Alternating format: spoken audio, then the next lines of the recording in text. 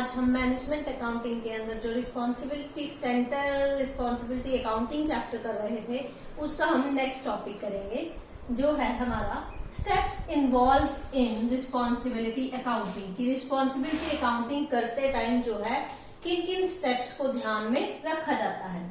First step आ गया आपका creation of responsibility centres. कि रिस्पॉन्सिबिलिटी सेंटर जो है वो क्रिएट किए जाते हैं। जैसा कि मैंने बताया कि बड़े बड़े ऑर्गेनाइजेशंस को हम सब डिपार्टमेंट्स में जो है डिवाइड कर देते हैं, जैसे सेल्स डिपार्टमेंट, प्रोडक्शन डिपार्टमेंट। तो वो एक डिपार्टमेंट, एक यूनिट, एक सब यूनिट जो है उसको हम रिस्पॉन्सिबिलिटी सेंटर बोलते हैं। और उस रिस्पॉन्सिबिलिटी के लिए एक मैनेजर अपॉइंट किया जाता है जो कि उस डिपार्टमेंट को पूरी तरह से इंचार्ज करता है। वो उसके लिए पूरी तरह से रिस्पॉन्सिबल माना जाएगा। उस डिपार्टमेंट में कोई भी चीज हो रही है तो वो मैनेजर जो है उस पर्टिकुलर डिपार्टमेंट के लिए जो है रिस्पॉन्सिबल होगा। सेकंड आ गया पॉइंट आपका टारगेट्स एज सेट। कि हर रिस्पॉन्सिबिलिटी सेंटर यानी कि हर डिपार्टमेंट, हर सब यूनिट के लिए टारगेट सेट किए जाते हैं। और जब ये गोल्स सेट किए जाते हैं तो उस डिपार्टमेंट के मैनेजर के साथ कंसर्न करके किए जाते हैं, क्योंकि एक्चुअल जो ग्राउंड रियलिटी होती है वो उसको पता है, उसके डिपार्टमेंट की, मैनेजर को पता है उस पर्टिकुलर डिपार्टमेंट की, उसके क्या गोल्स होने चाहिए। उसके साथ डिस्कस करके टॉप लेवल मैनेजमेंट जो है उन गोल्स को सेट करती है, ताकि उनको पाने में जो है मैनेजर को किसी तरह की दिक्कत ना आए।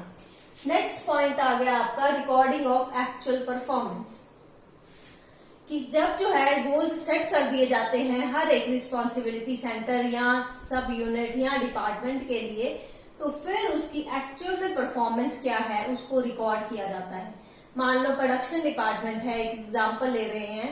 प्रोडक्शन डिपार्टमेंट में गोल सेट किया कि मंथ में जो है 10,000 यूनिट्स बनने चाहिए।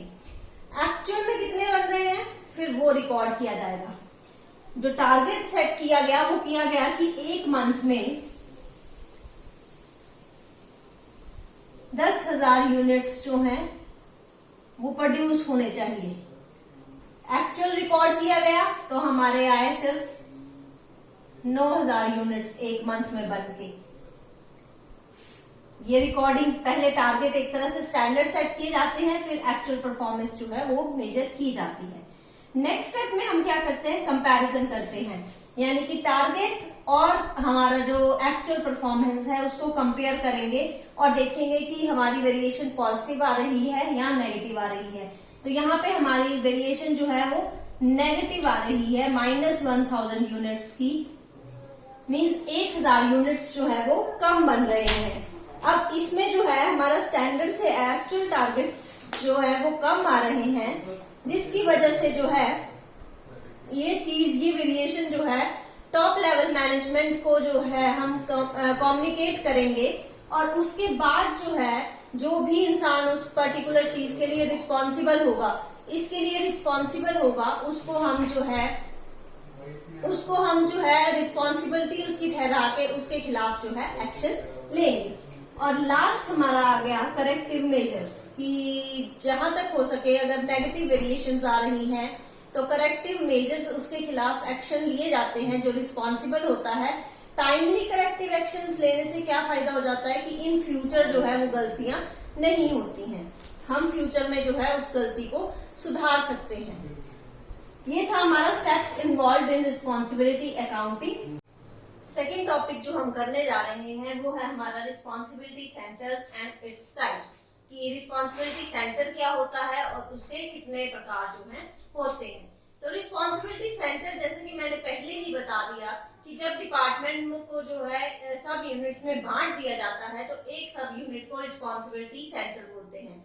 और उसकी एफिशिएंसी मेजर करने के लिए इनपुट और आउटपुट को कंपेयर किया जाता है। अब एक रिस्पॉन्सिबिलिटी सेंटर में इनपुट क्या हो सकता है, वो मटेरियल के तौर, यूनिट्स के तौर पे भी, आप फिजिकल यूनिट्स के तौर पे लेबर आवर्स हो सकते हैं, रॉ मटेरियल के यूनिट्स हो सकते हैं। और जब हम इसको मॉनेटरी टर्म्स में बोलते हैं तो वो उसकी कॉस्ट होती है।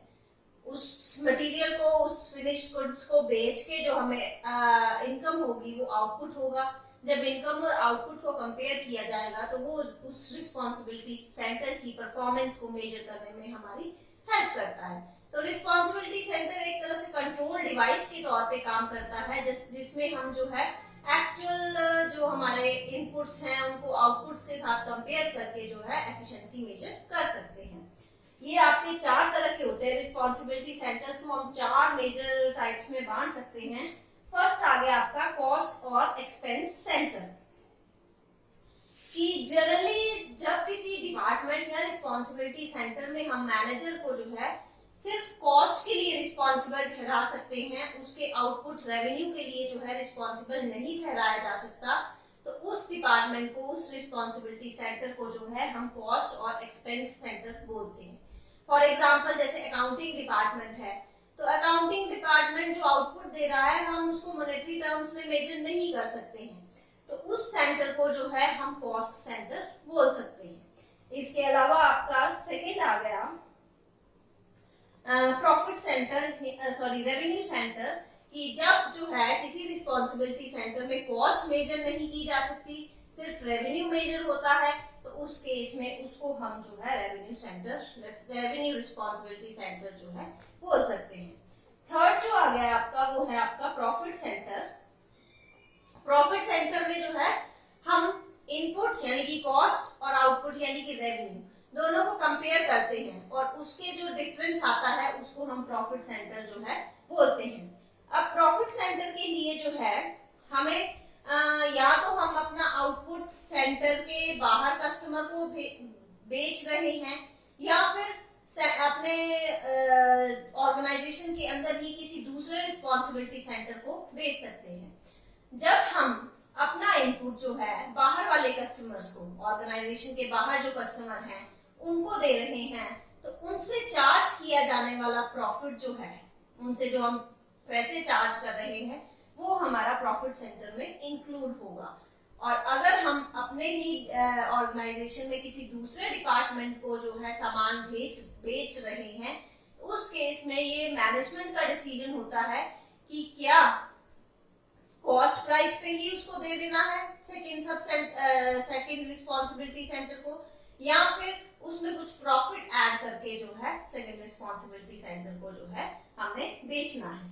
तो अगर तो कॉस्ट पे ही, जैसे प्रोसेस अकाउंटिंग होती है कि एक प्रोसेस से दूसरी प्रोसेस में जाता है, तो अगर कॉस्ट पे ही जा रहा है तो वहां प्रॉफिट सेंटर जो है हमारा नील होगा, क्योंकि जितनी कॉस्ट फर्स्ट रिस्पॉन्सिबिलिटी सेंटर को पड़ रही है उतने में ही वो उसको सेकंड रिस्पॉन्सिबिलिटी सेंटर को ट्रांसफर कर रहा है, तो वहां प्रॉफिट हमारा नील हो जाएगा।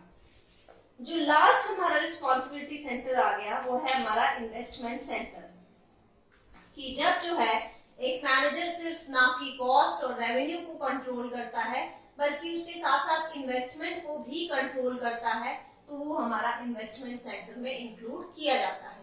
और इन्वेस्टमेंट सेंटर का जो रिस्पॉन्सिबिलिटी होती है वो ज्यादा हायर होती है, क्योंकि इसमें जो है एसेट्स इन्वॉल्व होती हैं, एसेट्स में इन्वेस्टमेंट ज्यादा अमाउंट में किया जाता है, तो उसके लिए मैनेजर को ज्यादा रिस्पॉन्सिबल बनाया जाता है, उसकी रिस्पॉन्सिबिलिटी जो है ज्यादा होती है। तो इसमें कई तरह की प्रॉब्लम्स में आ जाती है, जैसे छोटे डिपार्टमेंट्स हैं, छोटे रिस्पॉन्सिबिलिटी सेंटर्स हैं, तो एक ही एसेट 2 या 3 रिस्पॉन्सिबिलिटी सेंटर्स के द्वारा शेयर की जा रही है, तो उस एसेट का जो है पोर्शनमेंट कैसे, बंटवारा कैसे किया जाएगा वो पॉसिबल नहीं होता। तो ज्यादातर इन्वेस्टमेंट सेंटर्स जो है हमारे बड़े बड़े ऑर्गेनाइजेशंस में यूज होते हैं, जहां एक एसेट पे ज्यादातर एक ही रिस्पॉन्सिबिलिटी सेंटर का अधिकार रहता है, तो उसके लिए वो मैनेज करना जो है इजी हो जाता है।